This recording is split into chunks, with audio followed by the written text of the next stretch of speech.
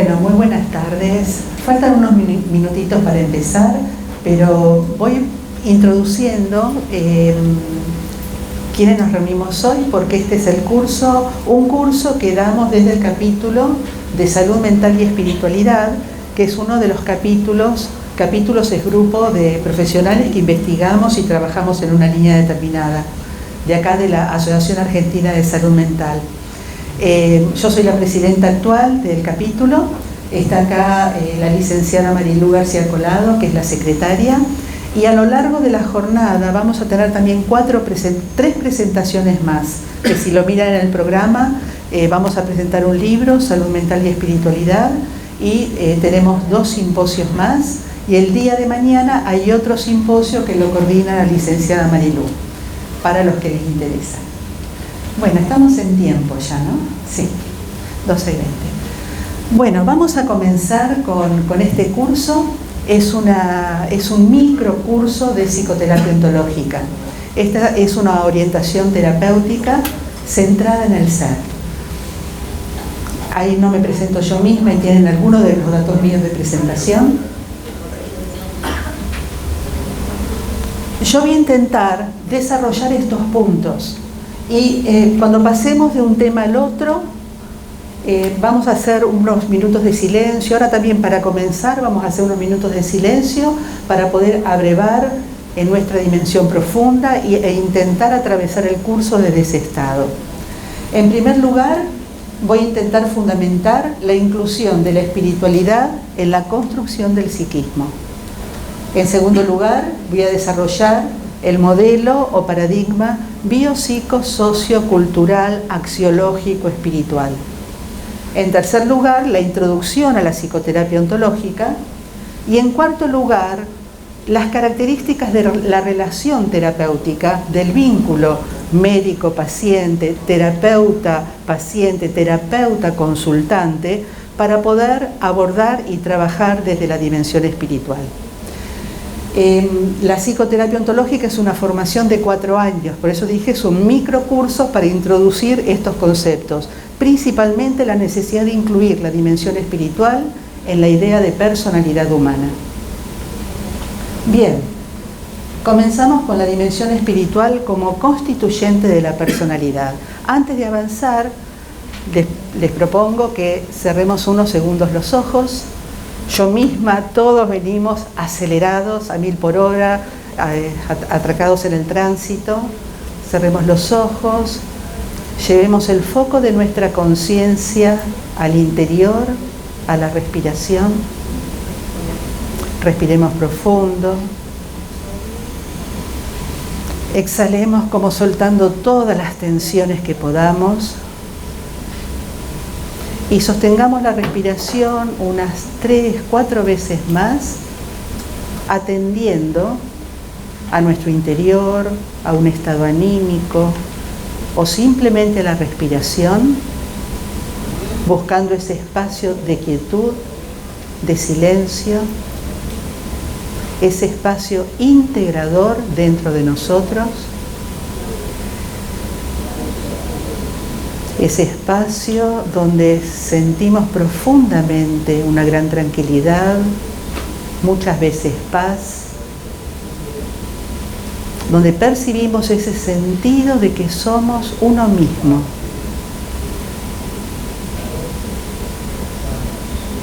Los invito ahora a que volvamos desde ese estado, intentando no perderlo, volvamos aquí, para continuar con lo conceptual, dimensión psíquica. Ok. El concepto de espiritualidad ha sido excluido del estudio de la salud mental, del estudio de la psiquiatría, del estudio de la medicina. Somos pocos los que vemos la imperiosa necesidad de volver a incluirlo. En general, los que hemos estudiado psicología, psiquiatría, psicoterapias, no somos entrenados para entender que hay un desarrollo psicoespiritual. O sea, estoy hablando de un desarrollo no biopsíquico-social, sino biopsico-sociocultural espiritual.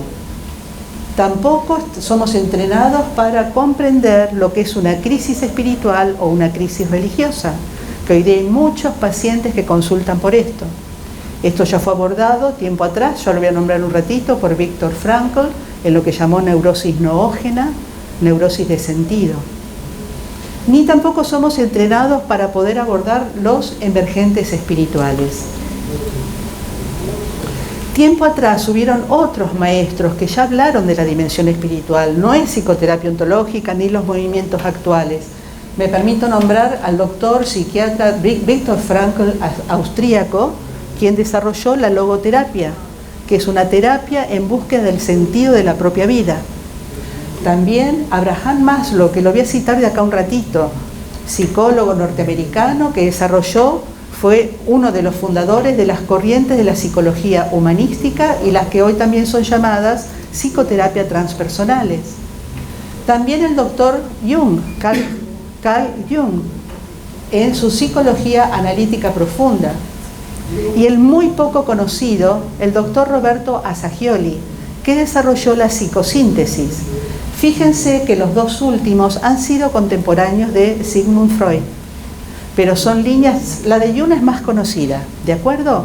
Pero la de Assagioli no es tan conocida. Tradicionalmente el concepto de espiritualidad se asimiló al de religión. Para muchas personas la espiritualidad es terreno exclusivo de las religiones, pero esto no es así, ya que todo ser humano tiene espiritualidad, sea o no practicante religioso. Entonces vamos a intentar diferenciar religión de espiritualidad, porque para la persona religiosa, ¿no?, su práctica religiosa es la vía regia para desarrollar la propia espiritualidad, pero somos todos seres espirituales y algunos son practicantes religiosos. En Argentina, cito esta encuesta que se realizó en el 2008, fue la primera encuesta realizada en nuestro país sobre creencias y actitudes religiosas en Argentina, que arrojó que 9 de 10 argentinos creemos en Dios. O sea, tengamos en cuenta que en este recinto, a ver, levantemos las manos, ¿quiénes creemos en un poder superior o en algo que nos trasciende y nos unifica o en Dios propiamente dicho? Es la gran mayoría. Quienes no creen, ¿quiénes son ateos? Perfecto. Entonces, uno de cada 10 argentinos no creen en Dios. Pasemos a la siguiente. En esta encuesta se vio que el 91% de los argentinos creen en Dios. De 10 argentinos, 7 son católicos, 1 es evangélico, 1 puede ser judío, islámico, espiritista o de otro credo, y 1 es agnóstico o ateo.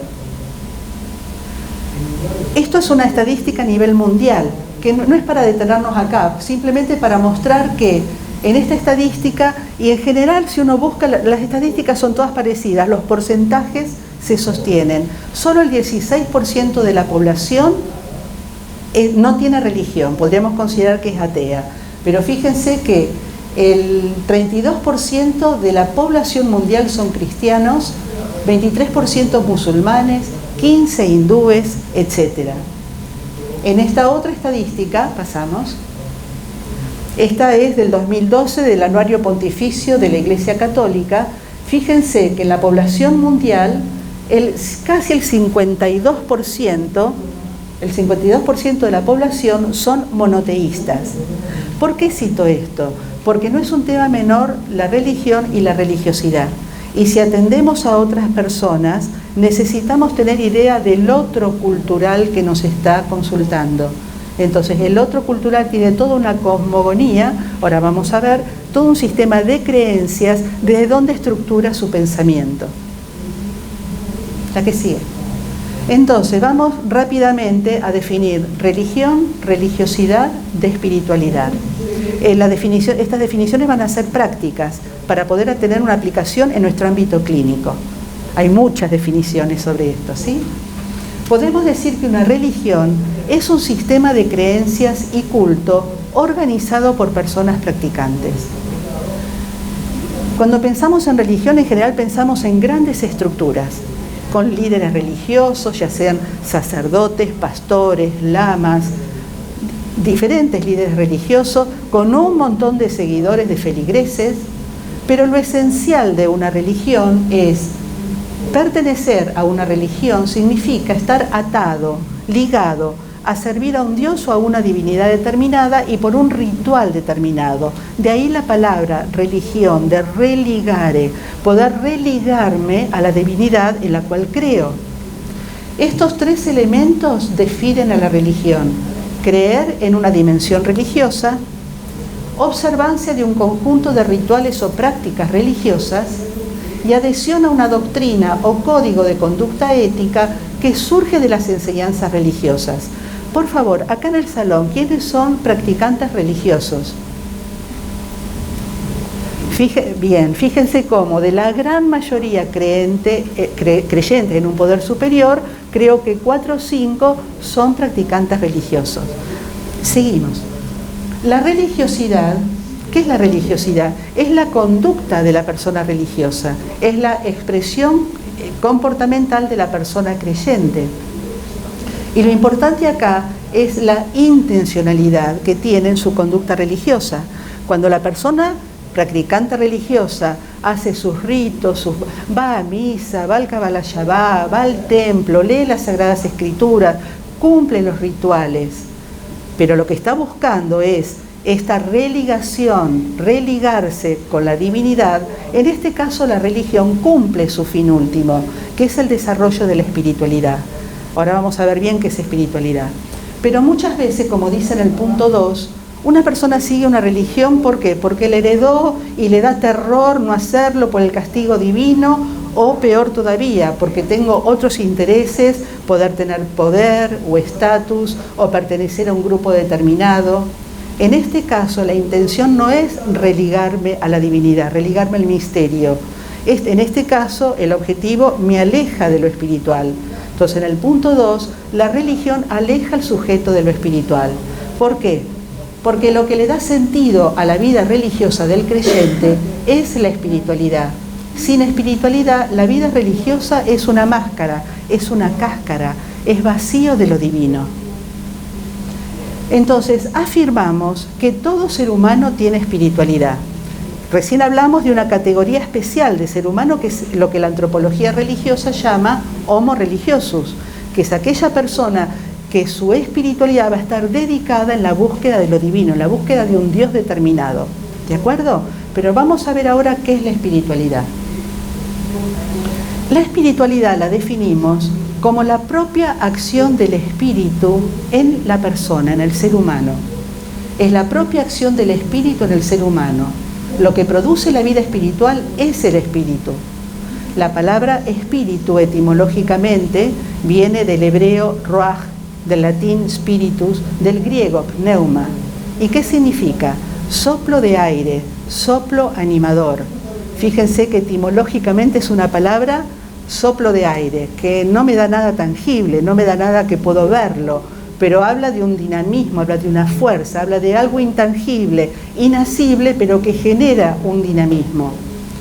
Por eso significa soplo de aire, soplo animador, y lo podemos seguir entendiendo como esa fuente de vida, esa fuente que nos anima, esto que nos permite desplegar nuestra vida a nivel del cuerpo sería la propia vida. Es esa vida que circula en todas nuestras células y tejidos como única e igual en todas partes. A nivel psíquico es lo que muchas veces se habla como de luz, como de sabiduría. Es un conocimiento atravesado por el amor, atravesado por lo trascendente. Entonces decíamos que el espíritu, del latín spiritu, del griego pneuma, del hebreo ruach, soplo de aire, soplo animador. Espiritualidad viene de la palabra de spiritualis, que es una traducción de la palabra griega pneumáticos, y significa lleno de espíritu según el espíritu. Significaría vivir desde el espíritu, vivir desde la fuente de vida, vivir desde esa fuente de espiritualidad. Por eso muchas veces habrán oído decir la espiritualidad ignaciana, la espiritualidad agustiniana. Esas fueron personas con un gran magnetismo y un gran desarrollo de su propia espiritualidad. Pero hay tantas espiritualidades como personas existimos, porque es la acción del espíritu en cada uno de nosotros. Ahora vamos a abordar también el concepto de alma, del latín anima, del griego psique, que sería el espíritu individualizado. Entonces, lo que produce la vida espiritual es el espíritu. El espíritu, soplo de vida, es lo que hay en cada uno de nosotros, de eso que al comienzo todos dijimos que creemos, que lo podemos llamar el todo, lo podemos llamar Tao, Brahman, Alá, inteligencia superior, el creador, Dios, según como cada uno lo considere. Entonces, ese hálito de vida, eso que no es asible por los 5 sentidos materiales, es lo que nos da vida, es lo que estamos la que pasaste, es la que compartimos con esto que todos compartimos, y es lo que se va de nosotros una vez que morimos. Es la diferencia entre un ser vivo y el cadáver. El cadáver algo falta, ese soplo de vida falta, que hace que la materia ya quede sin este hálito de vida. Ahora sí. Entonces, la dimensión espiritual es inmaterial, no es perceptible por los habituales 5 sentidos, y su dinamismo se va a manifestar ¿en dónde? En nuestra psique o en nuestro cuerpo. Entonces, esa dimensión espiritual, hálito de vida, se expresa en el cuerpo, un cuerpo vivo, pero también se expresa en el psiquismo, y esto vamos a ir viéndolo. Para terminar de redondear el concepto de espiritualidad, la espiritualidad no requiere obedecer a ninguna religión organizada, no tiene estructuras jerárquicas, como sí lo tiene la religión, ¿de acuerdo? Una religión es una organización con estructuras jerárquicas. La espiritualidad no, es el hálito de vida en cada uno de nosotros. Es algo personal que puede ser vivido en forma singular, ejemplo, cuando estoy orando, cuando estoy meditando, o en forma comunitaria, cuando hago servicio, cuando amo al prójimo, cuando ejercito la compasión. Es la propia acción del espíritu en cada persona. Es el desarrollo de las capacidades del espíritu. La necesidad de una religión o de creer en un ser supremo o Dios están incluidas en la espiritualidad. Cuando terminemos este blog, yo les voy a proponer que hagamos preguntas. Son 4 blogs por los puntos que yo quiero trabajar. Así vamos aclarando las cosas que no quedaron claras. Entonces, ya vamos a ver que todo lo espiritual se vivencia, tiene que ver con la dimensión transracional. Todos los humanos tenemos un estado prerracional, el estado de los niños, el estado del infante, un estado racional cuando ya ejercitamos bien nuestro pensamiento analítico, pero cuando se despierta el hambre de la dimensión espiritual, entramos en un estado transracional, donde necesitamos vivenciar. La espiritualidad se vivencia, no puede ser razonada. ¿Y cómo la vivenciamos? Fíjense las diferentes maneras y cada uno vaya percibiendo con cuál se identifica. En primer lugar, una experiencia interna o vivencia de sentirnos vivos. Ahí dice sentimiento vital. Es cuando valoramos nuestra vida más allá de la vida mecánica que solemos tener. Cuando empezamos a darnos cuenta que la vida es sagrada, que esta vida aquí y ahora para todos nosotros es el momento más importante, que es en el presente mientras vivimos, cuando tomamos las decisiones que van a ir tejiendo nuestro futuro. Es donde ejercemos el libre albedrío. Entonces, ese sentimiento vital de que la vida es trascendente. ¿A quién le pasa esto cada tanto? Porque seríamos maestros si viviéramos en ese estado todo el tiempo. ¿A quién le pasa esto cada tanto? Bien, bien. Sentimiento de integración con la vida y el mundo. Ahí dice conexión. Es cuando a veces nos sentimos como integrados a algo más grande. Integrado, que puede ser la naturaleza, puede ser la devoción con la familia, puede ser la comunidad espiritual. ¿A quién le pasa esto? Que a veces siente esa conexión con lo que nos rodea. Bien. Para esto lo que sigue es para el homo religiosus, un ansia de Dios. Ahí dice conexión o religarse a la divinidad como la persona lo entienda. Ansia de Dios o búsqueda de lo sacro o lo divino. ¿A quién le pasa esto? Bien, aquí hay menos, ¿de acuerdo? En diferentes actos creativos, no es el motivo de esta charla, pero la creatividad es una capacidad propia del espíritu. Entonces, hay personas que son ateas, pero que son profundamente creativas, y eso es un acto del espíritu. Entonces, en diferentes actos creativos o en necesidades expresivas ligadas al arte. Ahí dice creación. ¿A quién le pasa esto? Bueno, bien. En la necesidad, fíjense que hemos visto con uno mismo, con la divinidad, con lo otro trascendente, con la creatividad. Ahora vamos a ver en la conexión con los otros, la necesidad del encuentro a través de la comunicación con otras personas. Podemos estar con los otros y no es lo que la Gestalt habla del encuentro con el otro, ¿de acuerdo? El encuentro, lo vamos a ver en el último blog de lo que voy a hablar, tiene que ver con este vínculo alma a alma, ser a ser. Podemos estar una semana hasta con nuestra pareja y decir, pará, no hay conexión, no nos encontramos. ¿A quién le pasa que se da cuenta cuando tiene encuentro con el otro y cuando, a pesar de que esté con el otro, cada uno está en su mundo? Bien.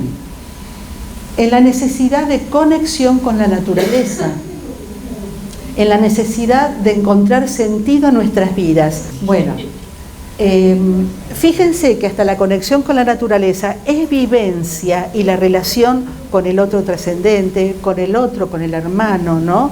Con uno mismo. Pero cuando ya la espiritualidad va tomando carne en la dimensión psíquica, que ahora lo vamos a ver, empiezan a aparecer las preguntas de sentido, las preguntas de propósito. ¿Qué sentido tiene la vida? ¿Qué sentido tiene la existencia? Ahora lo vamos a ver en detalle. Y en el plano de las creencias, la espiritualidad, o sea, una cosa es cuando ya empiezo a preocuparme mentalmente de la dimensión espiritual, aparecen las preguntas de sentido. Todos me entienden lo que es las preguntas de sentido. Pero cuando ya más me comprometo con la dimensión espiritual, ya empieza a ser parte de mis creencias, de mi sistema de creencias. En el plano de las creencias, la espiritualidad se manifiesta como un convencimiento profundo de que la existencia tiene un valor y un sentido trascendente. Entonces, cuando ya se va estructurando en mi sistema de creencias, toda vida es valiosa. Toda la existencia es valiosa. Entendemos que todo lo que pase, bueno o malo, tiene un sentido y tiene un valor, aunque no lo podamos entender. Pero fíjense que esto es transracional. ¿De acuerdo? Entonces, proponemos que la dimensión espiritual es fundante del psiquismo. Para nosotros, el psiquismo no se funda en una energía de la biomateria, en la llamada libido, sino que se funda en el alma, se funda en la dimensión espiritual. Ese es el núcleo sobre el que se va construyendo el psiquismo y es el núcleo que se va a expresar en nuestra dimensión física o biomateria. Proponemos que la dimensión espiritual es fundante del psiquismo, así justificamos la inclusión del concepto de espiritualidad en la construcción de la personalidad humana. Por lo tanto, en todo encuentro terapéutico nos vinculamos, en realidad en todo encuentro humano, ¿no? Pero al punto de este encuentro, en todo encuentro terapéutico nos vinculamos con el ser, con el alma del que él consulta, y eso le va dando un matiz más sagrado al encuentro. Para esto el profesional necesita tener experiencia, vivencia de su propio ser o alma. Si queremos trabajar incluyendo la dimensión espiritual, necesitamos ir comprometiéndonos con nuestra propia práctica espiritual para ir despertando la percepción espiritual. Entonces, cerramos el primer bloque.